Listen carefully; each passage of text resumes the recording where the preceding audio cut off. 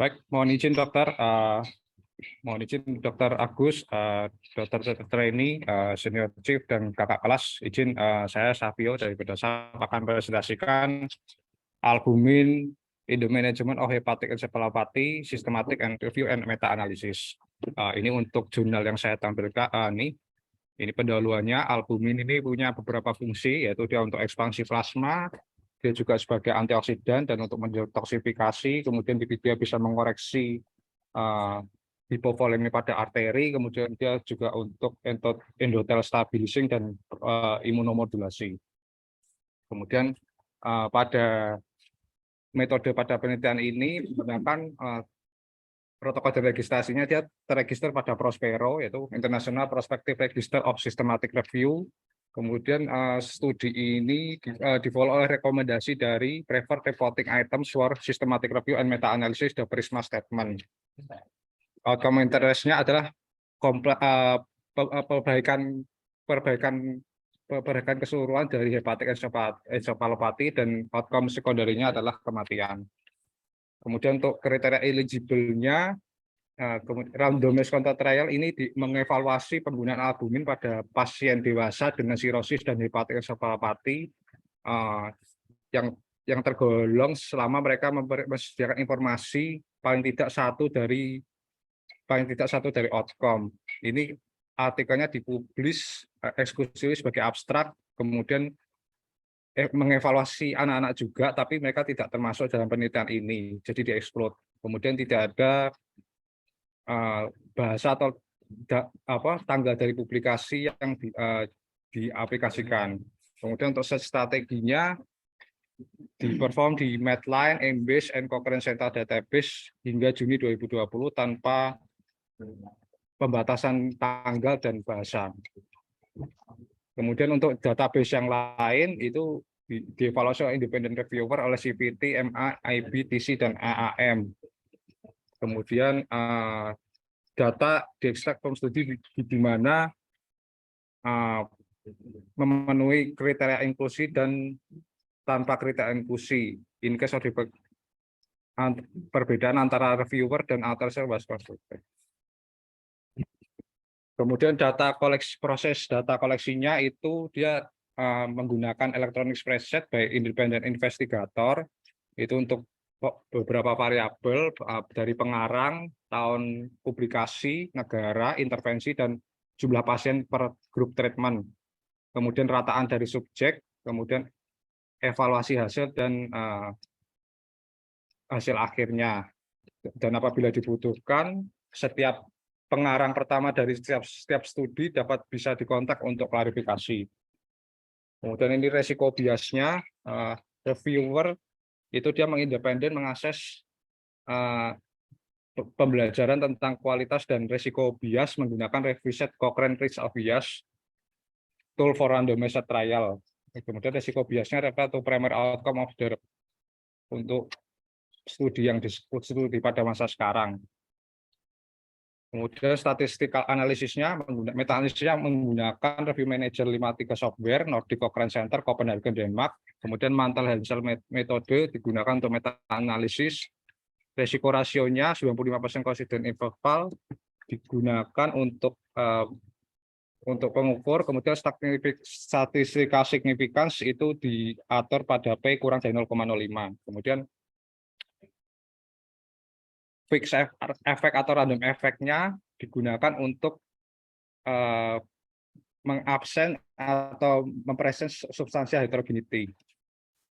Kemudian statistical heterogenitas pada studi dievaluasi menggunakan Cochrane Key Test P kurang dari 0,10 dan The Hygiene I2 statistik I2 lebih dari sama dengan 50% yang mengindikasikan substansial level pada heterogenitas. Kemudian sensitivitas dianalisis dengan meta-analisis setelah eksklusi dari setiap studi pada saat di plan. Kemudian publikasi itu menggunakan itu direncanakan menggunakan lebih dari 10 studi yang terinclude dalam analisis meta. Ini untuk hasilnya itu jadi ada 1.118 artikel diambil, kemudian ada 52 duplikat yang dieksklusi, kemudian 66 referensi kita ditinjau. Dari jumlah tersebut 1042 itu dikeluarkan karena ada subjek yang berbeda itu sebanyak 848, review 153, kemudian tidak dipublikasikan sebagai full text sebanyak 30, kemudian termasuk pada children itu 9 orang, kemudian yang berupa eksperimental 2 orang. Jadi tersisa ada 24 artikel yang diakses untuk eligibilitas. Kemudian 22 di-exclude, itu 19 itu tidak termasuk randomized control trial. Kedua itu 2 artikel terpublikasi atas abstrak dan 1 tidak terevaluasi untuk outcome interestnya tidak terevaluasi. Kemudian tersisa dari 2 studi pada meta-analisis. Ini untuk baseline pada karakteristik pasien. Ini bisa dilihat pada tabel, itu ada karakteristik. Itu jadi ada 2 peneliti, Sharma BC dan Simon Talero, yang satu dari India, satu dari Spanyol. Itu untuk rataan pada umur pasien itu, yang pada Sharma itu 42,5, kurang lebih 8,7. Yang Simon Talero 6,37 plus minus 11,3. Kemudian untuk jenis kelamin laki-laki itu ada 100 pada Sharma BC, pada Simon Talero sebanyak 42. Kemudian pada etiologi viral hepatis itu pada Sharma itu sebanyak 67, pada Simon Talero sebanyak 19. Kemudian untuk alkohol itu pada Sharma BC sebanyak 36, pada Simon Talero sebanyak 24. Kemudian untuk yang lain-lain Sharma BC 17, pada Simon Talero 13. Kemudian pada MELD score ini 26,4 plus minus 5,8, Simon Talero 16,8 plus minus 3,8. Kemudian pada derajat keberatan pada hepatik encephalopati itu kalau yang grade 2 3 itu sebanyak 84, yang Simon Talero sebanyak 46, yang grade 4 36 dan 10. MAT itu kepanjangan dari model for end stage liver disease. Kemudian untuk karakteristik studi yang terinput yaitu Sharma BC ini berasal dari India. Ini jadi membandingkan hepatik encephalopati pada menggunakan laktulos dan albumin sebanyak 60 dan berbanding dengan laktulos sebanyak 60 juga. Nah, itu outcome yang dibandingkan primernya adalah reversal pembaikan dari hepatik encephalopati, yang sekunder adalah kematian pada hari ke-10. Nah, pada hasilnya itu perbaikan dari hepatik encephalopati itu sebanyak 45-75% berbanding dengan 32-53%. P-nya 0,03, kemudian ditemukan mortalitas sebanyak 11 berbanding dengan 19 dengan P 0,04. Kemudian pada studinya Simon Talero ini di Spanyol tahun 2013 itu membandingkan albumin dengan isotonik salin. Albumin sebanyak 26, isotonik salin sebanyak 30. Dari outcome-nya itu yang primer adalah perbaikan dari hepatik encephalopati, yang sekunder itu bertahan pada hari ke-90. Hasilnya pada perbaikan dari HS sebanyak 80,8%, itu P lebih dari 0,05, yang survival sebanyak 69,2% dan 40%.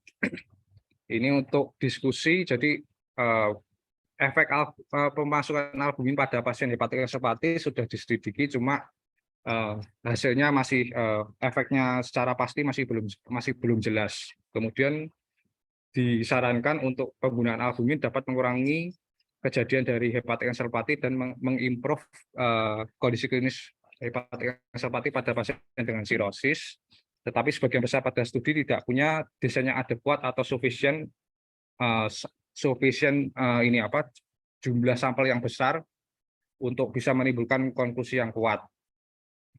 Kemudian pada systematic review RCT dengan meta-analisis melibatkan 176 pasien, tergambar bahwa albumin secara signifikan memberikan kondisi klinis, memperbaiki kondisi klinis pada hepatik encephalopati dan mengurangi kejadian kematian. Ini untuk tabel 2, itu dia menggambarkan mengenai meta-analisis pada kegiatan AE. Ini dievaluasi dengan klasifikasi W7, itu dia dikumpulkan pada 10 hari penelitian untuk penelitian Sharma et al. Dan 7 hari oleh Simon et Talero. Itu kemudian dikaitkan dengan penurunan signifikan pada risiko persentase hepatic encephalopathy dengan relative risk 0,6, confidence interval 0,38 hingga 0,95, P 0,03. Kemudian tidak ada heterogenitas yang signifikan antara studi ini, itu ditunjukkan pada gambar 2. Kemudian pada gambar 3, meta-analisis kematian, albumin secara signifikan mengurangi risiko kematian. Bisa ditunjukkan dengan relative risk ratio-nya 0,54, kemudian confidence intervalnya 0,33 hingga 0,9, P-nya 0,2. Kemudian tidak ada heterogenitas yang signifikan antara studi. Kemudian untuk resiko bias, itu untuk studinya Simon Salero ini mempunyai risiko bias yang rendah. Kemudian kalau studinya Sharma et al. Itu dia mengangkat beberapa ini, jadi ada beberapa kurang penyamaran, jadi dapat mengaruhi pengukuran seperti hasil seperti hepatic encephalopathy. Karena terbatasnya jumlah studi yang termasuk dalam tinjauan sistematis ini, tidak mungkin untuk melakukan analisis sensitivitas atau bias publikasi. Kemudian pada kesimpulannya, meta-analisis ini mendemonstrasi kepada albumin, di mana albumin dapat meningkatkan kondisi klinis hepatic encephalopathy dan mengurangi kejadian kematian pada pasien dengan sirosis dengan hepatic encephalopathy. Tetapi RCT yang dengan sampel yang lebih besar pada pasien pada kemudian hari akan sangat berguna untuk meningkatkan confidence interval rekomendasi albumin untuk pengobatan pada hepatic encephalopathy. Demikian Dokter Sidonci Kakak Kelas dan saran. Ya, terima kasih. Jadi ini pemberian atau manajemen albumin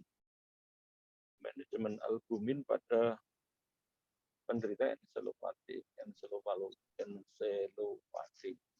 hepatik. Mestinya ini kriteria dari encephalopathy-nya itu sudah sama. Biasanya yang kita gunakan di sini itu untuk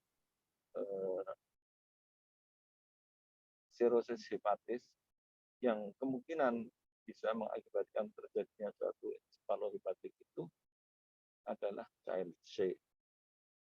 Sehingga diharapkan juga pada review ini ada suatu homogenitas daripada pasien. Sehingga kesimpulannya pada pemberian itu bisa disimpulkan dengan sama di antara para peneliti-peneliti tersebut. Silakan Residen untuk bertanya. Dr. Rene. Halo. Halo, dengar nggak ya? Halo? Ya, Dokter, izin Dokter. Dengar nggak? Dengar, Dokter. Dengar nggak? Halo, dengar, Dok. Kok ada ya? Ada echo di belakang ya, banter banget ya?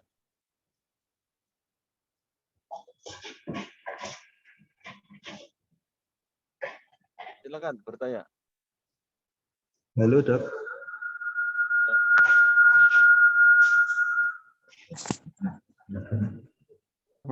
Apa? Udah jadi.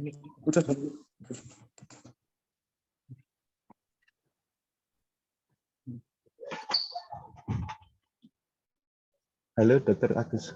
Ya. Izin Dok, Yovan Dok izin bertanya Dok kepada presentan Dokter. Banter. Agak keras. Iya, izin bertanya kepada presentan Dokter. Ya. Apakah presentan juga membaca untuk patogenesis dari encephalopathy hepatikum ini, termasuk kira-kira apa saja yang banyak yang menyebabkan encephalopathy hepatikum ini gitu. Yang pertama itu.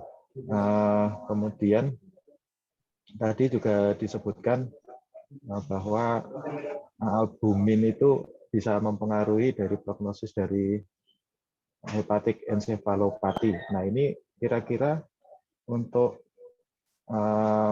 proses perbaikannya ini dia mempengaruhi di bagian mana? Karena yang perlu kita ketahui untuk ensefalopati hepatikum kan biasanya sudah ada gangguan di fungsi neurologisnya karena ada permasalahan di livernya gitu. Jadi efek langsungnya yang memperbaiki ke gangguan ensefalopatinya itu apa kira-kira, Dok? Terima kasih, Dok. Ya, silakan dijawab.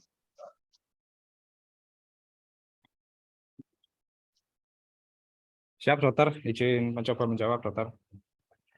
Untuk ensefalohepatik sendiri itu patofisiologinya dia adalah kelainan yang merusak hati dan dapat menyebabkan gagal hati. Itu kelainan itu bisa disebabkan oleh hepatitis virus seperti hepatitis B, hepatitis C, kemudian infeksi parah, penyakit autoimun, kanker, dan sindrom Ray. Kemudian ensefalopati ini juga bisa disebabkan oleh penggunaan obat-obatan seperti obat anti radang non-steroid, konsumsi alkohol berlebihan. Kemudian pengidap sirosis hati juga dapat terkena ensefalopati dari penggunaan analgesik dan sedatif.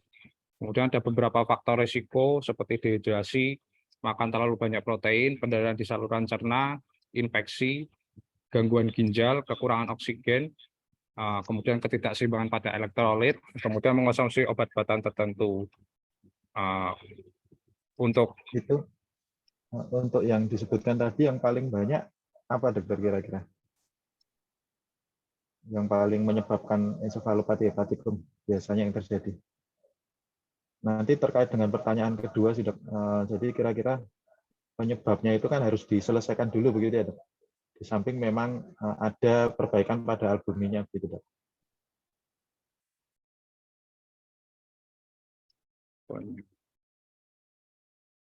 penyebabnya izin karena hepatitis, Dok, atau sirosis. Berarti paling banyak karena infeksi hepatitis ya, Dok, dan virosis itu ya, Dok? Iya, dokter, izin.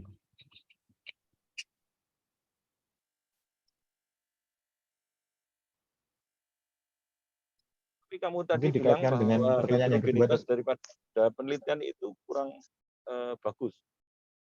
Artinya apa itu? Halo. Izin, dokter, bisa diulang, dokter, kurang jelas. Ya, jadi kamu tadi dalam menjelaskan presentasi tadi bahwa di dalam meta-analisis itu ada suatu heterogenitas atau homogenitasnya kurang bagus.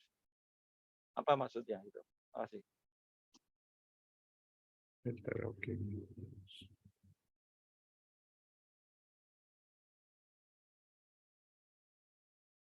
Izin, ini dokter yang mungkin yang dimaksud untuk heterogenitasnya mungkin berkaitan dengan umur, kemudian etiologi paling banyak.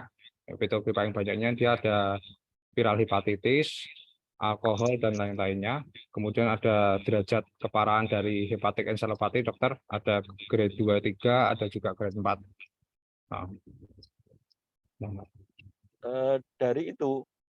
Dari data itu, apakah ada suatu detail, maksudnya kausa daripada ensefalopatinya itu mempunyai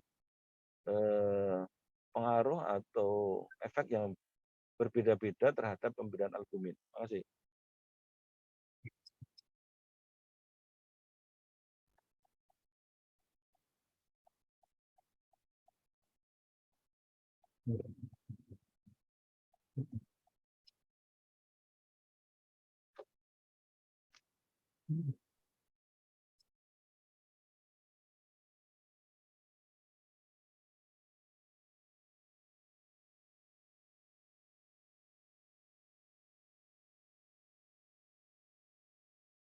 Jadi dari yang berbeda-beda itu, dokter, itu kan diberikan penelitian untuk pengobatan menggunakan albumin dan dengan lactulose versus albumin. Itu outcome yang dilihat itu adalah perbaikan atau kondisi klinis dari hepatik encephalopati dibandingkan dengan kematian, dokter, pada hari ke-10. Untuk hasilnya itu terjadi perbaikan pada HE pada kurang lebih 80 pada pasien, dokter, dibandingkan dengan mereka yang tidak menerima albumin, dibandingkan dengan yang latulose saja, dokter. Nah, demikian, dokter. Halo, gimana? Ada yang bertanya? Silakan. Tadi sudah ada. Izin dok, tadi yang pertanyaan kedua belum terjawab dokter. Jadi apa di jurnal ini juga disebutkan dok untuk pasien-pasien yang hipoalbumin atau dengan albumin normal itu juga disebutkan gitu. Saya mencoba mencari-cari benang merahnya apakah untuk albumin ini pemberian albumin ini mungkin berefek pada untuk terapinya dokter gitu. Jadi mungkin kalau dengan hipoalbumin yang rendah untuk terapi yang diberikan kepada penyakit-penyakit utamanya itu mungkin tidak bisa apa ya namanya dengan bagus gitu loh dok. Nah apakah karena itu terus kemudian diberi albumin kemudian efeknya jadi lebih bagus begitu? Jadi apakah di jurnal ini disebutkan apa namanya albumin yang diperiksa itu kan apakah pasti rendah gitu di pasien-pasien ensefalopati hepatikum yang ada di jurnal ini?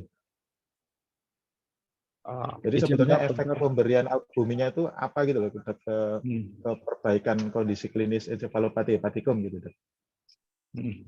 Untuk untuk kondisi dasar baseline albuminnya pada pasien ini tidak dijelaskan dokter. Maksudnya albuminnya apakah di awalnya hipoalbumin atau tidak dijelaskan dokter. Demikian. Nggak jauh. Mana?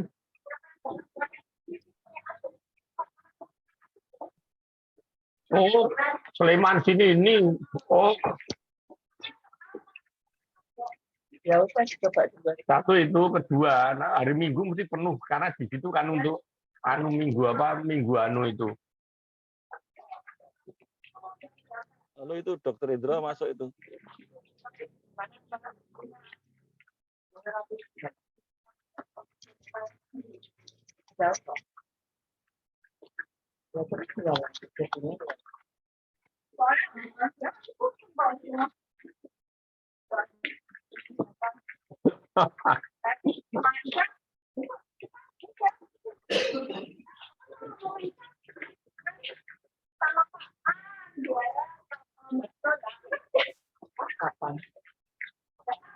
Nggak ada ini loh, nggak ada mobil loh, Dek.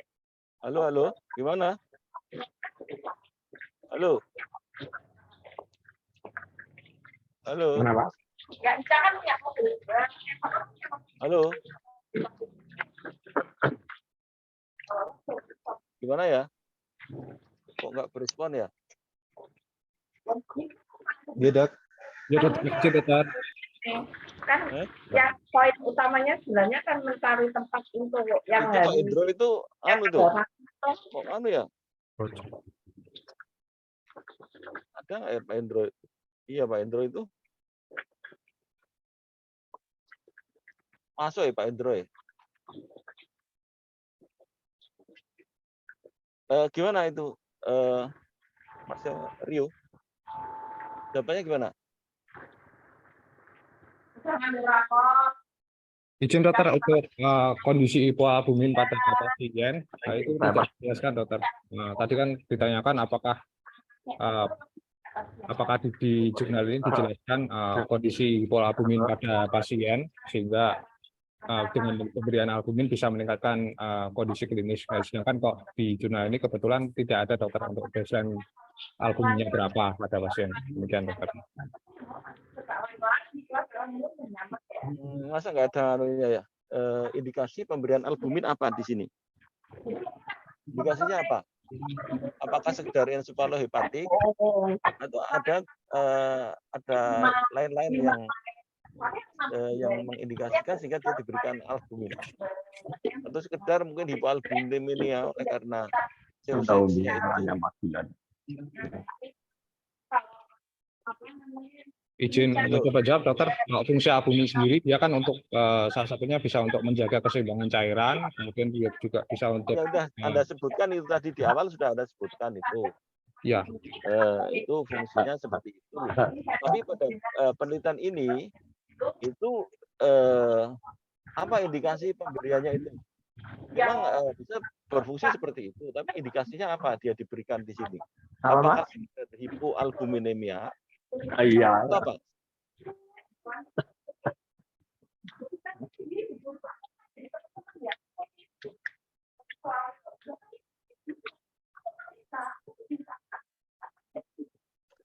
indikasinya kok di sini disebutkan untuk ini dokter, untuk meningkatkan kondisi klinis dari Ya. pasien hepatik encephaliti dan mengurangi kematian dokter, mengurangi mortalitas pada pasien sirosis dan hepatik encephaliti dokter. Nah, itu ada kriteria berapa albumin yang harus diberikan ketika kadar albumin pasien itu mungkin rendah atau tidak rendah juga diberikan. Tapi mesinnya akan sama. Ya. Oke. Siap dokter, izin kalau di jurnal sepertinya tidak ada penjelasan dokter, maksudnya apakah pasiennya ini hipoalbumin atau Ada penjelasannya? ya.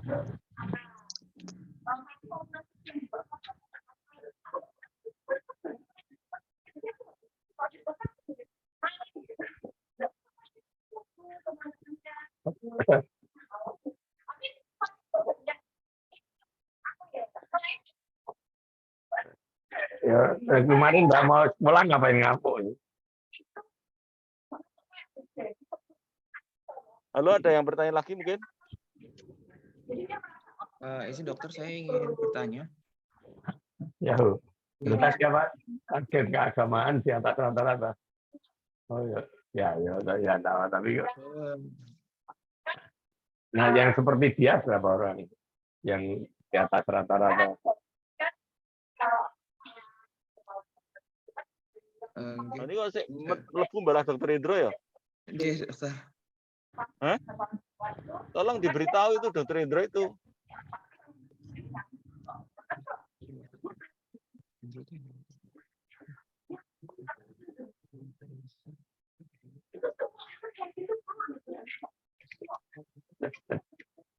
Nggak bisa. Halo, ada yang bisa ngasih tahu dokter Indro nggak ya? Dok masuk gitu.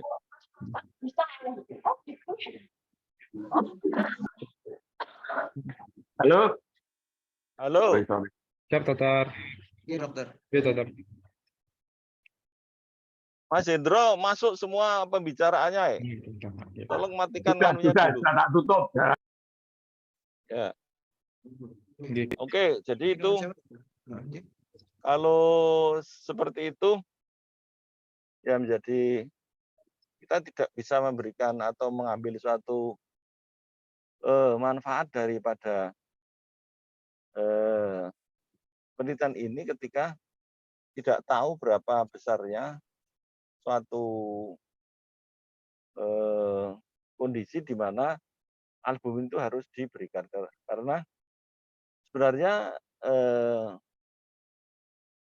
ensefalohepatik itu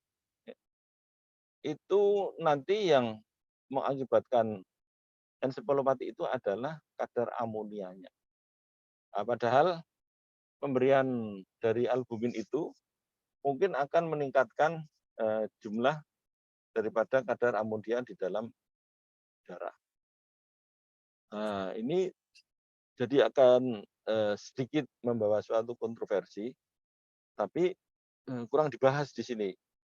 Sehingga mungkin perlu informasi-informasi yang jelas dari jurnal ini. Mungkin ada lagi yang bertanya? Halo? Iya, dokter. Ya, tadi saya... Oh gitu. Tadi saya mencoba mau bertanya, tapi sebenarnya sudah sempat disebutkan oleh dokter Agus. Jadi saya sebenarnya tidak cuma ke Savio, mungkin kepada forum J.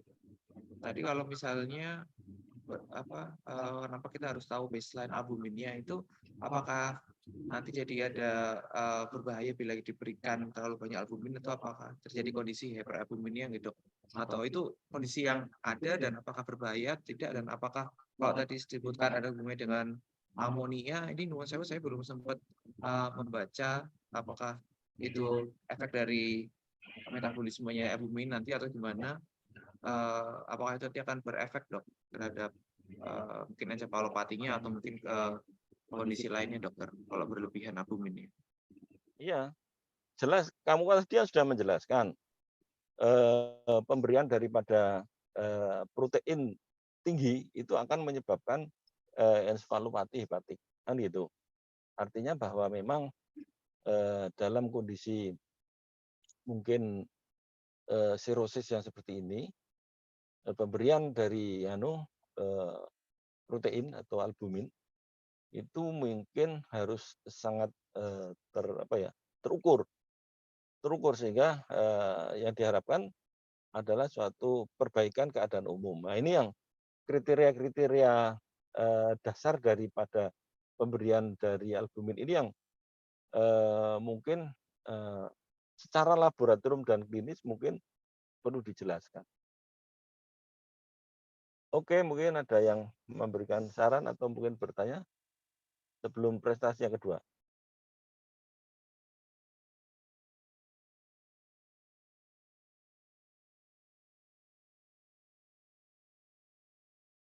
Halo. Halo, halo. Izin dokter, sepertinya sudah tidak ada dokter mau naranya.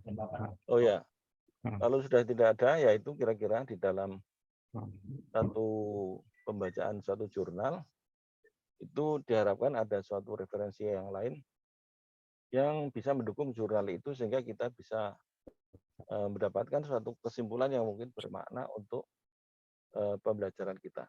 Terima kasih atas presentasinya.